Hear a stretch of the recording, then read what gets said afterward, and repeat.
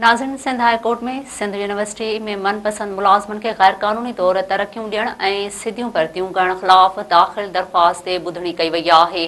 उन हवाले सां वधीक अपडेट करे रहियो आहे अब्दुल रसूल चांडियो। जी अब्दुल रसूल, तफ़सीलात खां आगाह कजो।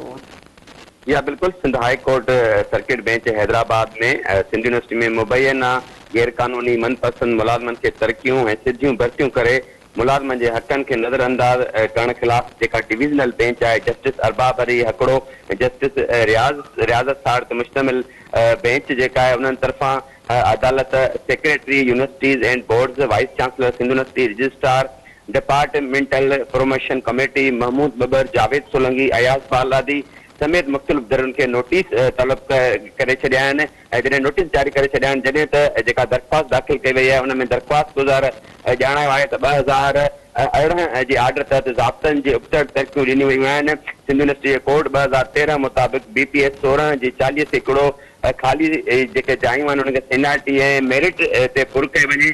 महमूद बबर, जावेद सोलंकी, अयाज बालादी मुख़्तलिफ़ जेके ॿिया ऑफिसर आहिनि उनखे गैर कानूनी तौर ऐं ज़ाब्तनि जे उबतड़ तरक़ियूं ॾिनियूं वयूं आहिनि। जॾहिं त दरख़्वास्त गुज़ार इहो बि ॼाणायो आहे त अदालत खे आउट ऑफ टर्न प्रमोशन जा हुकुम जेका आहिनि उहे कल अदम करार जेको आहे ॾिना विया आहिनि, जंहिंखां पोइ अदालत लाॻापियल जेके धुरियूं आहिनि उन्हनि खे नोटिस जारी करे जवाब तलब करे वरितो आहे। जी अब्दुल रसूल, अवंज महिरबानी।